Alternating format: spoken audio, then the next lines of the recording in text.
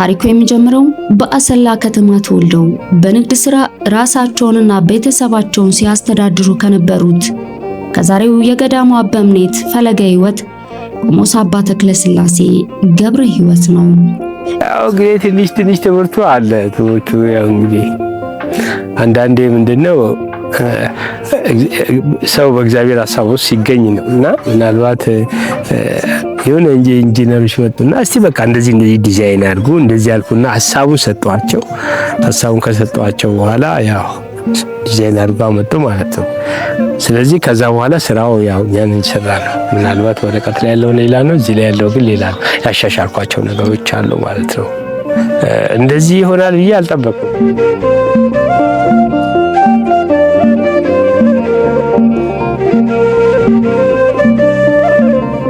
የዓለም ውበትና ድምቀት ሳይማርካቸው የአምላካቸውን የፍቅር ጥሪ ሰምተው ወደ ምናኔ ወጡ። በጉዟቸውም በምድረ ከብድ ገዳም መጋቤ ሆነው ሲያገለግሉ ከዘመኑ በቀደመው የልማት አስተሳሰባቸው ምክንያት እስከ መታሰር ቢደርሱም በእስር ቤት ሳሉ የሕፃኑ ቂርቆስን ቤተክርስቲያን በማነጽ ለታራሚዎች መጠጊያ እንዲሆን አድርገዋል። ከእስር ከተፈቱ በኋላ ዛሬ ታሪክ እየተሰራበት ወደሚገኘው የሐርቦ አቡነ ቀበሌ አቀኑ።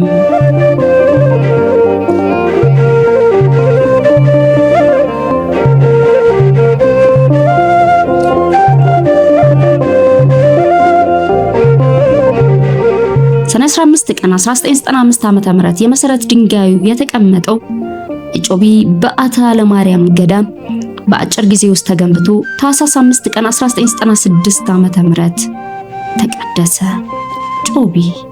ጮቢ ማለት በአካባቢው ቋንቋ በረከት ማለት ሲሆን ቦታውም ቀደምት አባቶች አቡነ ገብረ መንፈስ ቅዱስና አቡነ ተክለ ሃይማኖት ያስተማሩበት ቅዱስ ስፍራ ነው።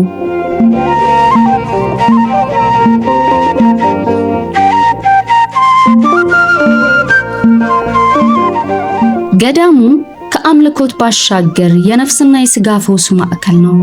ገዳሙ ከመመስረቱ በፊትም ሆነ አሁን የአቡነ ገብረ መንፈስ ቅዱስ ጸበል ድውያን የሚፈወሱበት ሲሆን ከቅርብ ዓመታት ወዲህ ደግሞ የበዓታ ለማርያም ጸበል መፍለቁም ታውቋል። በገዳሙ የሚገኙ ከመቶ በላይ መነኮሳትና መናንያን በጸሎትና በሥራ ተጠምደው እዚህ ስፍራ ይኖራሉ።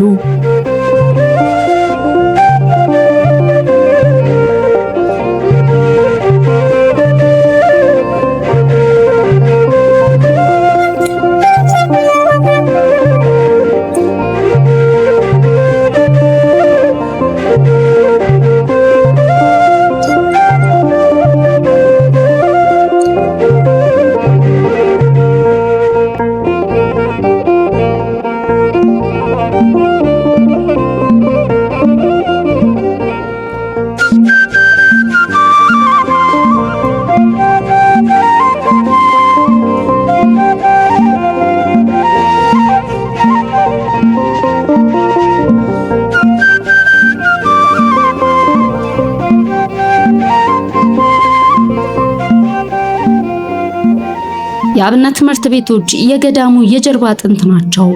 የአቋቋም፣ የቅዳሴ፣ የቅኔና የመጽሐፍት ቤት ጉባኤዎች ተዘርግተዋል። ገዳሙ ለ40 የአብነት ተማሪዎች እንደ ዩኒቨርሲቲ ሞዴል የተደራጀ ዘመናዊ መማሪያና ማደሪያ ከነሙሉ ትጥቁ አልጋ፣ ፍራሽና ብርድ ልብስ አዘጋጅቷል። ቤተ ባኮስ የተሰኘው ዘመናዊ መጽሐፍት ቤትም ለመነኮሳቱ ለተማሪዎችና ለምዕመናን የእውቀት ምንጭ ሆኖ ያገለግላል። ላይብራሪ ነው። ቤተ ባኮስ የሚል ስም ሰጥተነዋል። ባኮስ የሚባለው ኢትዮጵያዊ ጃንደረባ እያነበበ ሲመጣ ያንን የሚያመለክት ነው ማለት ነው። ስለዚህ እዚህ ቤት ውስጥ የሚነበብ ነገር አለ። መጽሐፍት ቤት ነው፣ ላይብራሪ ነው ማለት ነው።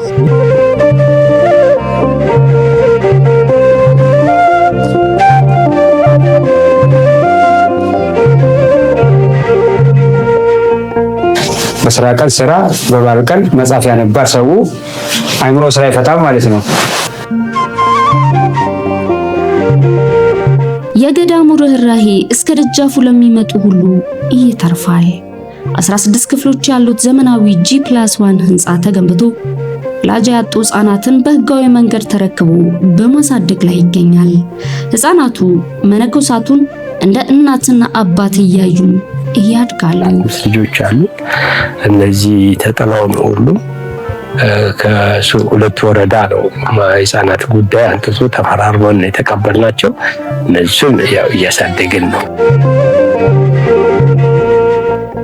ከሱባኤ ለጸበልና ለመሳለም ወደ ገዳሙ የሚመጡ ምዕመናንና እንግዶች ቀለባቸውና ማረፊያቸው ሙሉ በሙሉ በገዳሙ ይሸፈናል። በኬላ ከተማ ጥራት ያለው ትምህርት ቤት በመገንባት ከ300 በላይ ተማሪዎችን እያስተማረ ሲሆን ለድሆች ልጆች በነፃ አገልግሎት ይሰጣል።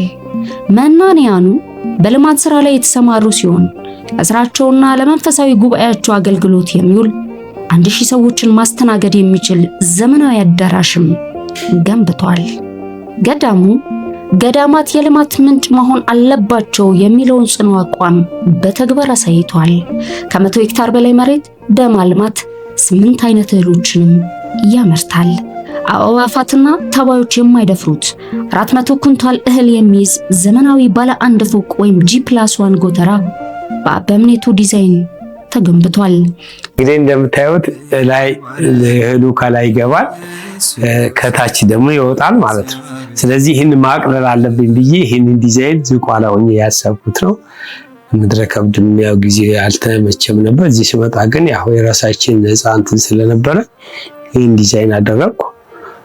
እያንዳንዱ ጎተራ እንግዲህ ወደ 12000 ኩንታል ይዛል ማለት ነው። ስለዚህ አንድ ሴት በቀላሉ ፈታ የምትፈልገውን እህል ለማውጣት ምንም እንትን አይበጅባትም ማለት ነው። ይጋው ለምሳሌ ይሄ እንትን ሲል እህሉ እንደዚህ ይወርዳል ማለት ነው። በቃ የሚፈለገው ያህል እንትን ማለት ይቻላል። አሁን እቺ እንደዚህ ትፎተፋለች።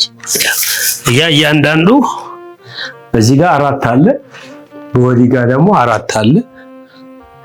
ለሴኩሪቲ ደግሞ ቁልፍ አለ፣ ማንም አይከፍተውም ማለት ነው። ማምኒቷ ትመጣለች፣ የምትፈልገውን ታወጣለች። ታወለተ ለብጠራ ተወጥሮ ወደ ተግባር ይሄዳል ማለት ነው። ጎለ ኤፍራታ በተባለ ስፍራ ከ20 በላይ የፈረንጅ ላሞችን በማርባት ከህፃናት ማሳደጊያው የተረፈውን ወተት ለከተማ ነዋሪዎች በተመጣጣኝ ዋጋም ያቀርባል። በዓለም አቀፍ ደረጃ በግዙፍነቱ አንደኛ የሆነው የዶም ቅርጽ ቤተ መቅደስ በመገንባት ላይም ይገኛል። 72 ምሰሶዎች ያሉት ይህ ህንፃ እስካሁን 80 ሚሊዮን ብር ወጪ ተደርጎበት 80% ላይም ደርሷል። አሁን ገዳሙ ከቤተ ክርስቲያን አልፎ ሀገርን የሚያስጠራ ግዙፍ የሕክምና ፕሮጀክት ይዞ ቀርቧል። ይህ ፕሮጀክት ኢትዮጵያውያን ለሕክምና ወደ ውጭ ሄደው ከመቸገርና በልመና ገንዘብ ከመሰብሰብ እንዲድኑ ያለመ ነው። በ610,000 ካሬ ሜትር ቦታ ላይ የሚገነባው ስጋዊ መንፈሳዊ የፈውስ ቦታ 1088 የታካሚ አልጋዎችን የሚይዝ አጠቃላይ ሪፈራል ሆስፒታል ነው። በውስጡ የሕክምና ኮሌጅና የባለሙያዎች ማረፊያን ያካተተ ሲሆን ከብፁዓን አበው ጀምሮ ለማህበረሰቡ ዓለም አቀፍ ደረጃውን የጠበቀ ሕክምና ይሰጣል። የሆስፒታሉን ነገር እንደው በቃ ከማንኛውን ባናንስ የተማረ አይዳለን አቅሟል። 60 ሚሊዮን ኦርቶዶክስ አለ። የተማረ ብዙ ዶክተሮች አሉ፣ የሚገርሙ ዶክተሮች አሉ በዓለም አቀፍ ደረጃ። አገራችን ግን ቤተክርስቲያን የላትም። እነዛ ዶክተሮች ናቸው፣ ክርስቲያኖች ናቸው። ምናልባት ከነሱ ባናንስ ለምንድን ነው እዚህ አሁን ስኮላርሺፕ የማይሰጥም? ለምን አንሰጥም? እኛ እናስተምር። ለምን ኮርሶች አንሰጥም? ስፔሻላይዝ ለምን ኢስት አፍሪካ ይሆን? ለምን ባንኮክ ይሄዳል ሰው? ለምን ይሄዳል? እንደውም እዚህ ጋር ያለው መንፈሳዊም ሕክምና አለ፣ በተጓዳኝ ደግሞ በእውቀት የታገዘ አለ ማለት ነው። ስለዚህ ይሄ ባይ ለኔ ደስታ ነው።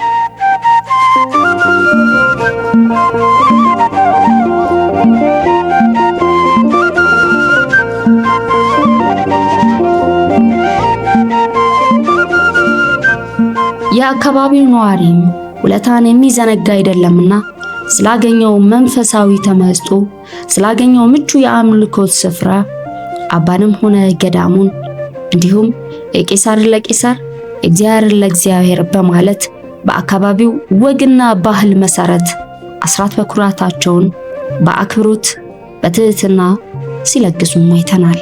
ከዛ ባለፈም ስለተደረገላቸው መልካም ሁሉ ነገር ሲያመሰግኑ ራሳቸው በለመዱት በሚግባቡበት ቋንቋም ኬሪሁን እያሉ ሲመርቁም አስተውለናል።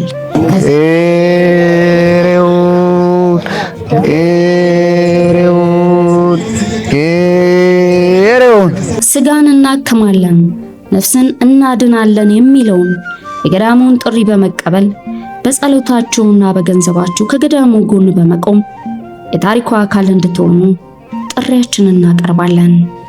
ጮቢ በዓታ ለማርያም ገዳም። ስብሐት ለእግዚአብሔር።